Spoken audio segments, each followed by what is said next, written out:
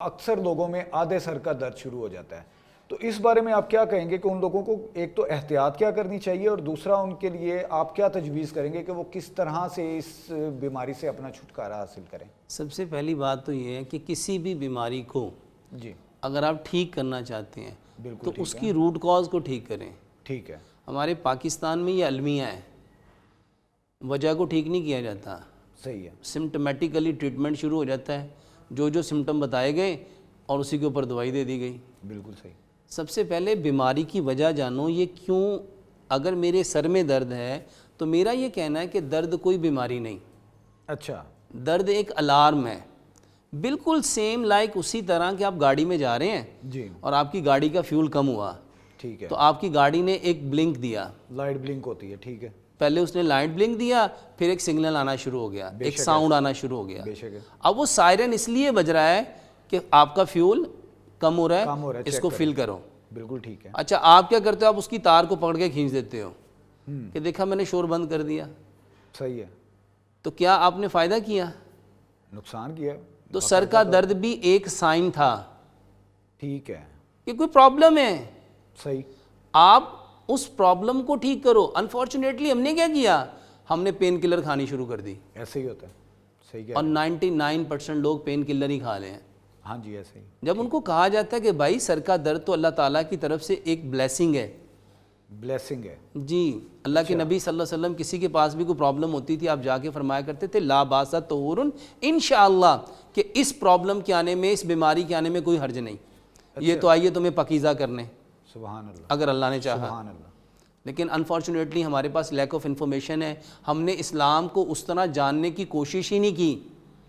ہمیں تو جو بتا دیا گیا منوان، ہم نے بس لکیر کے فقیر بن کے ویسے ہی سنا سمینا واتانا، سنا اور اطاعت کی، اور بس آج تک اسی کے اوپر چل رہے ہیں۔ بالکل، تو سب سے پہلی بات، جس کے سر میں درد ہے اس کی وجہ جانو کہ سر میں درد کیوں ہوا ہے۔ کیوں آیا، ٹھیک ہے، نیند پوری نہ ہونے کی وجہ سے ہے تو اس کی نیند پوری کرو، صحیح ہے۔ نیند کی گولی نہیں۔ اچھا ڈاکٹر صاحب، میں ایک سیکنڈ کے لیے صرف روکوں گا کیونکہ نیند کی بات آ گئی ہے، یہ سوال رہ نہ جائے، ایک نارمل انسان کتنے گھنٹے سوئے اپنی لائف میں، کتنے گھنٹے سونا چاہیے؟ یہ سوال ہم ابھی ڈسکس کرتے ہیں، پہلے اس بات کی طرف آؤ جس کے سر میں درد ہے، ٹھیک ہے، اس کے لیے سر کے درد کی گولی نہیں، ٹھیک ہے، اگر وہ جاگنے کی وجہ سے سر میں درد ہے تو وہ اپنی نیند پوری کرے، ٹھیک ہے، اگر اس کو تھکاوٹ ہو گئی ہے